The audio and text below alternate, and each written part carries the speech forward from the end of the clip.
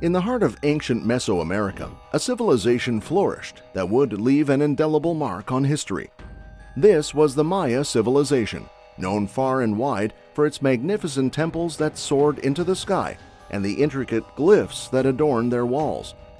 These glyphs, part of the Maya script, represented the most advanced writing system in the pre-Columbian Americas, capturing stories, decrees, and astronomical observations with unmatched sophistication.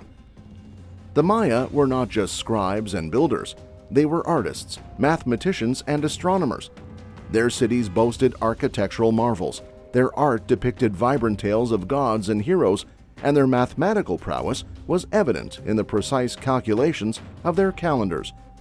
This calendar, intertwined with their astronomical system, guided their agricultural practices and ceremonial events, reflecting a deep understanding of the cosmos. This grand civilization emerged in what is now known as the Maya region, a vast expanse that encompasses southeastern Mexico, all of Guatemala and Belize, and the western reaches of Honduras and El Salvador. This region includes the northern lowlands of the Yucatan Peninsula, the highlands of the Sierra Madre in Guatemala, the Mexican state of Chiapas, and the southern lowlands in the Pacific littoral plain. Here, the Maya built their cities, each a center of culture and knowledge, connected by trade and shared traditions.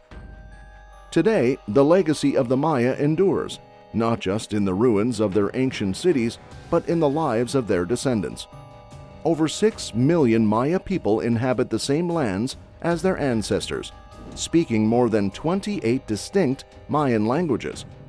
They continue to celebrate their rich heritage, blending the ancient with the modern as a testament to the resilience and continuity of their culture.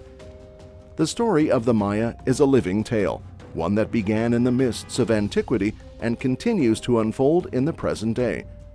So let's rewind a bit and dive into how it all began. The history of the Maya civilization is neatly sliced into 3 main periods: the Preclassic, Classic, and Postclassic. But before we even get to that, there's what's called the Archaic period, where the very first settlements and the roots of agriculture started sprouting up. Now, here's the thing.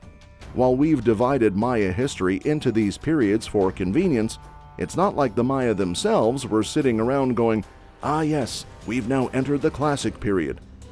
These divisions are more like signposts we've set up to navigate through their timeline. Depending on who you ask, these signposts might be a bit off. The start and end dates of each period can vary quite a bit depending on the scholar you're talking to. We're talking about periods that could shift by as much as a century, depending on whose book you're reading. So it's kind of like trying to pinpoint exactly when spring turns into summer. Everyone's got their own idea. Let's dive into the first act, the Preclassic period. This is where the Maya started laying the foundations of their civilization. Now, pinning down the exact start of this era is still up for debate among scholars, but we've got some clues. Evidence suggests that Maya communities were already kicking into gear around 2600 BC in places like Coelho, which is in modern-day Belize.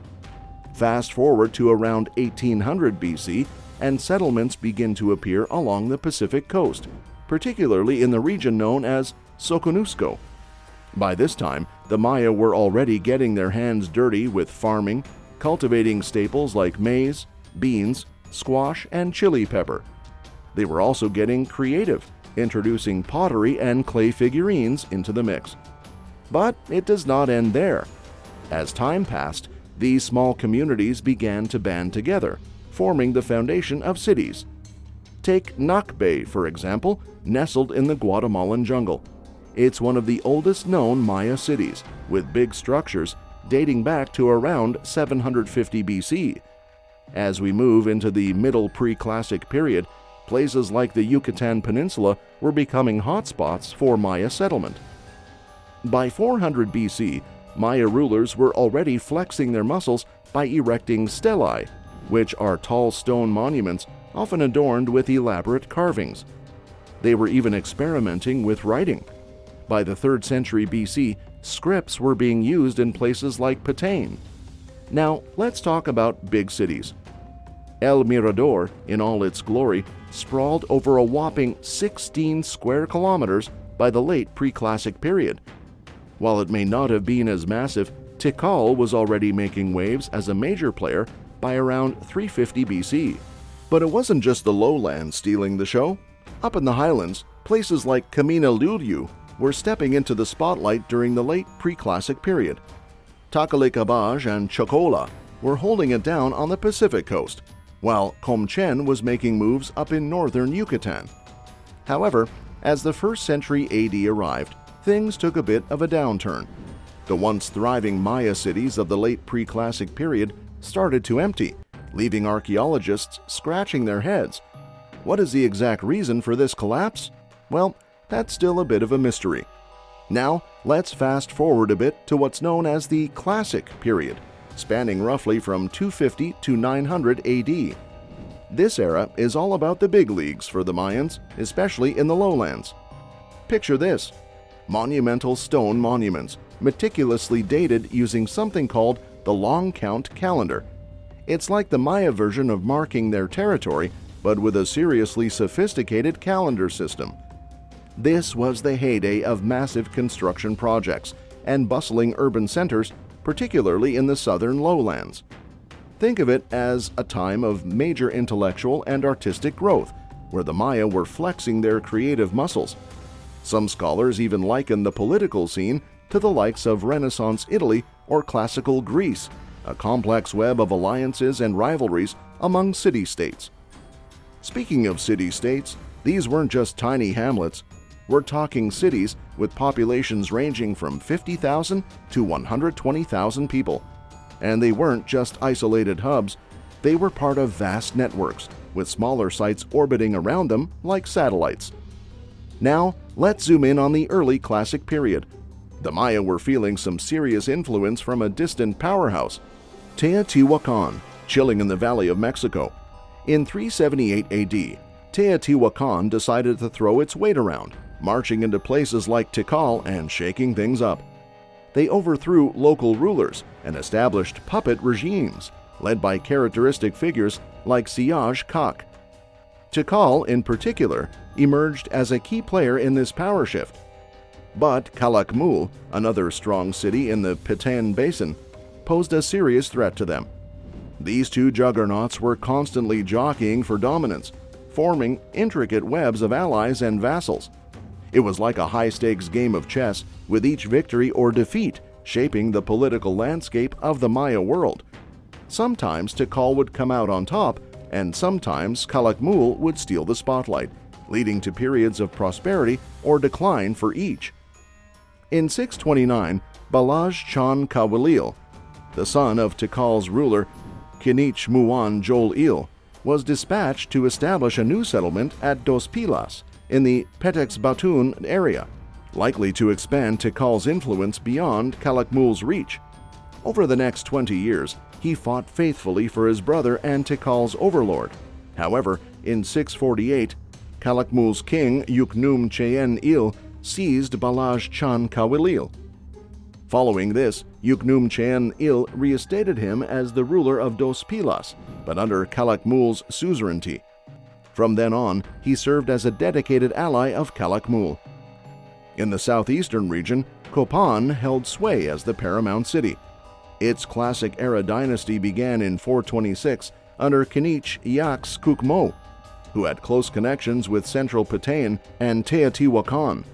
Copan reached its pinnacle of cultural and artistic achievement during the reign of Wahala Jun Oba Kowil, reigning from 695 to 738. However, his rule ended in disaster when he was captured by his vassal, King Kak Twil Chan Yopat of Kirugwa, and publicly executed in a ritual. This coup was likely supported by Calakmul to weaken Tikal's powerful ally. Palenque and Yaxchilan dominated the Usumacinta region as the most influential cities. In the highlands, Caminalulyu, in the valley of Guatemala, had already expanded into a sizable city by 300 AD. In the northern Maya area, Coba held the status as the principal capital. In the 9th century AD, the heart of the Maya civilization faced a profound collapse, with cities left deserted, ruling dynasties coming to an end, and a notable shift in activity towards the north. This period of upheaval, known as the Terminal Classic, remains a puzzle, with scholars debating its causes. However, it's likely that a mix of factors played a role, including relentless internal conflicts, environmental degradation due to overpopulation, and devastating droughts. As the southern cities faded, places like Chichen Itza and Uxmal in the northern Yucatan Peninsula saw a surge in activity. Yet the collapse wasn't merely a matter of political structures crumbling. The classic Maya society relied heavily on the authority of individual rulers rather than centralized control, a system ill-equipped to adapt to changing circumstances. This rigidity only worsened existing issues. By the 9th and 10th centuries, this flawed system collapsed entirely. In the north, ruling authority shifted from individual leaders to councils comprised of elite lineages. In other regions, including the southern Yucatan and central Patayan, kingdoms faltered, leading to a rapid decline in population and the abandonment of once thriving cities. Within a few generations, vast swaths of the central Maya region lay empty, their capitals and secondary centers left to crumble. Monumental sculptures ceased to be carved, the last long count date engraved at Tonina in 909 AD. Stelae, those towering stone markers of Maya history, no longer stood upright, and abandoned palaces became home to squatters. Trade routes shifted, bypassing the once vibrant Patayan region. The collapse of the classic Maya civilization marked the end of an era, leaving behind a legacy shrouded in mystery and intrigue. Entering the Postclassic period, roughly spanning from 950 to 1539 AD, we see significant changes in the Maya landscape. Despite the decline of major cities in the Classic period, a notable Maya presence persisted in the Postclassic era, especially around sources of permanent water. Unlike previous times of contraction, abandoned lands weren't swiftly resettled during this period. Instead, activity shifted towards the northern lowlands and the Maya highlands, possibly involving migration from the southern lowlands, as many post-classic Maya groups had migration tales woven into their lore. The decline of Chichen Itza in the 11th century marked a significant moment, possibly signaling the final throes of the Classic period's collapse. With Chichen Itza's fall, the Maya region lacked a dominant power until the emergence of Mayapan in the 12th century. New cities sprang up along the Caribbean and Gulf coasts, sparking the formation of fresh trade networks. The post-classic era saw a departure from the patterns of the preceding classical period. Kamanalulu, once a thriving city in the valley of Guatemala, was abandoned after nearly 2,000 years of continuous habitation. Across the highlands and the neighboring Pacific coast, long-inhabited cities relocated, likely due to escalating warfare. Cities began to occupy more defensible hilltop locations, surrounded by natural barriers like deep post-classic, sometimes fortified with ditch and wall defenses. One standout in the Guatemalan highlands was Cumarcaj, the capital of the formidable Quiche kingdom. Governance across Maya states, from the Yucatan to the Guatemalan highlands, often took the form of joint rule by council. However, in practice, one council member might wield supreme authority while others served as advisors. Mayapan, a significant city during the post-classic period in the northern Yucatan Peninsula, met a fate similar to many of its predecessors.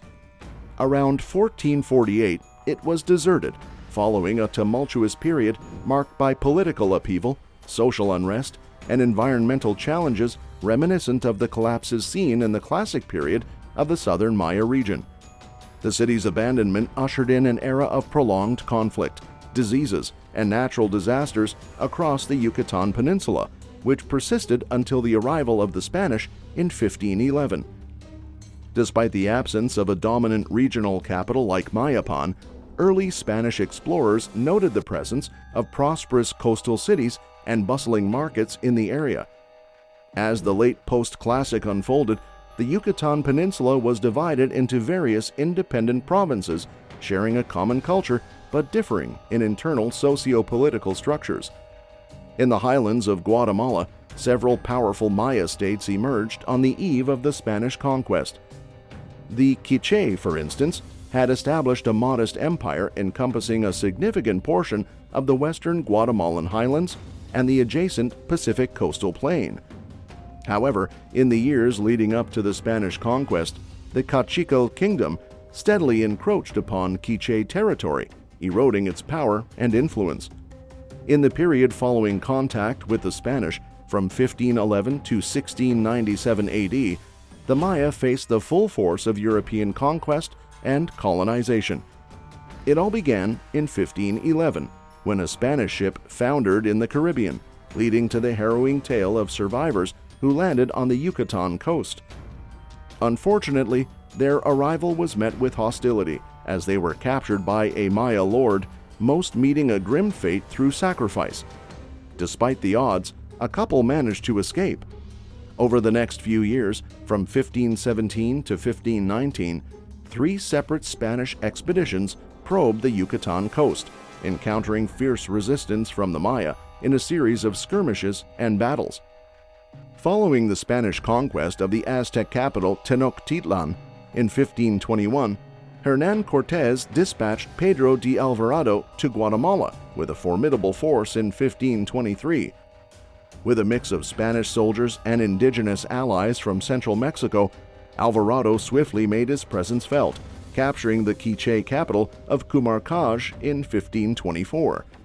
Subsequently, the Spanish were welcomed as allies to Zimche, the capital of the Kaqchikel Maya, but tension soon arose due to the Spanish demands for gold tribute, leading to the city's abandonment. The conquest continued as Zaculú, the capital of the Mam Maya, fell to Spanish forces in 1525. Francisco de Montejo and his son then embarked on a relentless campaign against the Yucatan Peninsula in 1527, culminating in the final conquest of the northern portion by 1546. This left only the Maya kingdoms of the Petén Basin standing defiantly independent. The last bastion of Maya resistance fell in 1697, when Martin de Usura launched an assault on the Itza capital of Nojpatén, marking the end of an era as the last independent Maya city succumbed to Spanish rule. Despite the upheaval brought about by the Spanish conquest, Maya civilization persisted in many remote villages, largely unaffected by colonial authority. These communities retained their traditional way of life, with the nuclear family structure remaining intact and daily routines continuing much as they had for centuries. The staple Mesoamerican diet of maize and beans endured, now bolstered by the introduction of steel tools, which improved agricultural productivity. Time-honored crafts like weaving, ceramics, and basketry remained vital components of Maya culture, with community markets bustling and local trade flourishing long after the conquest. Even under colonial rule, the traditional economy persisted, at times encouraged by the administration to exact tribute in the form of ceramics or cotton textiles, albeit often tailored to European tastes. Despite concerted efforts by Catholic missionaries, Maya beliefs and language proved remarkably resistant to change. The ancient 260-day Tzolk'in ritual calendar continued to be observed in modern Maya communities in the highlands of Guatemala and Chiapas. Millions of Maya language speakers still inhabit the lands where their ancestors once thrived, preserving the rich tapestry of their civilization amidst the challenges of the modern world. And that's that for today's video. How did the Maya civilization endure despite the sweeping changes brought by the Spanish conquest? And what secrets from their remarkable history still influence their descendants today? Thanks for watching World History Explored, and we will see you in the next one.